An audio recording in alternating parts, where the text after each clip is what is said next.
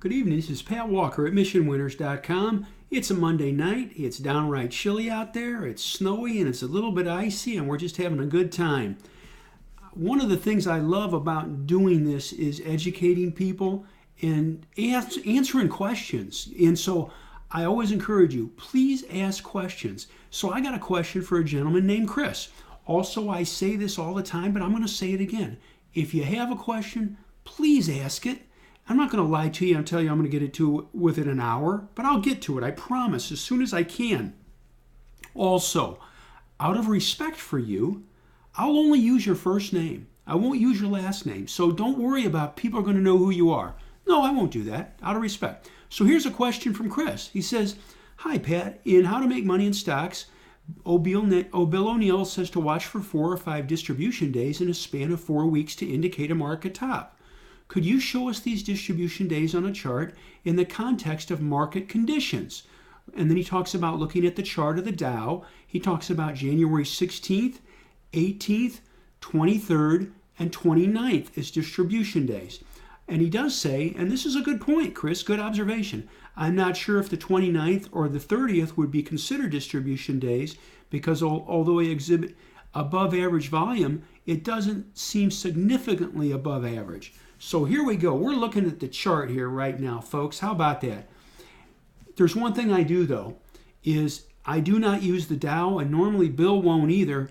He'll use the S&P 500 or the NASDAQ, primarily the S&P 500. Why not the Dow? Because the Dow index is only 30 stocks. So what we're going to do, and again, I've been to the level 3 stuff and talked with him about it a couple of times, we're going to use the S&P 500. So here we go. The first one's January 16th, and I made a couple marks on here. Here's January 16th.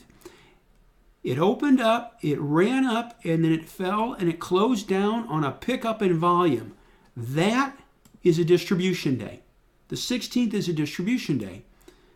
Now let's go to the next down day, right here. It closed down, this is the 18th. It closed down just a little bit, but not much, on less volume than the previous day. This is not a distribution day. Right here, the 18th is not a distribution day. So then we march up. So let's do this day right here. We go up and then we close down just a little bit versus the previous day's close. In fact, we closed at 28.37.54, and the previous day we closed at 28.39.13. We closed down $1.60. That's all, 1.60. Really not that much, okay? Down on a slight pickup in volume. You could call it distribution, but it is not a major distribution day. It's distribution, but it's not that big. Volume was a little bit above average volume on that day, but it's not that severe. Let's continue onward. This day right here, the market closed down. If I can get my cursor on it. There you go, right there. It did close down that day. But again, the volume wasn't that. It was heavier than the previous day. So if you take it about the strict context, it was heavier than the previous day, but it really isn't that heavy of a volume. So can you call that distribution? Not really, no. It's not that bad of a day. Let's go to the next day. Now this is distribution, heavier volume, and gap down. That's distribution. That is distribution right there. Let's take it a step further. This day right here closed down just a little bit, hardly at all. So in that respect, you can't really call that blatant distribution. Let's take it a step further though. How was the volume that day? The volume was less than the day before. And Chris, and I know you can say, Pat, I know that. Hey, that's cool. I just wanted to be really specific with you. So could this be classified as a distribution day? No, it's not. Let's go to the next day, which was Friday. That's distribution. Price action, volume action picked up, that's distribution. So and that's blatant, okay? Going through these other days, this day is a distribution day. This day is not a distribution day, okay? This day is a distribution day, but it is a very minor distribution day. Very minor. This day, right there, if I can get to it.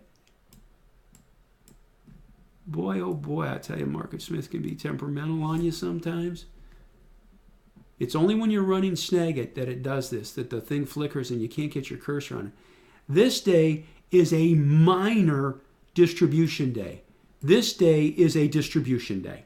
Heavier volume. So you've got some distribution days in there, but it's not super blatant. And I'll also share this with you. You can look at distribution days, but what I have found through the years, what is much better to do is not just the distribution days, but in relation to the moving averages. Watching it in the moving averages.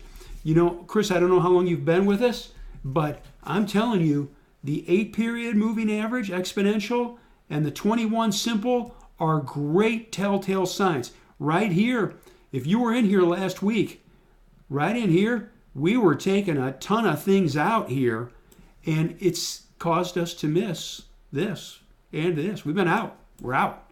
So, well, we sold a few things on Friday because we weren't in the index. I took SSO out, but as far as the individual stocks, the damage wasn't that bad.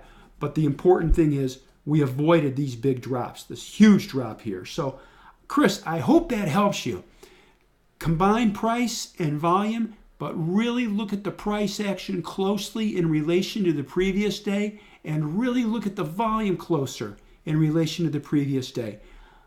Right here, a couple of warning signs, but for me, price and volume, but price was really talking in here, really talking.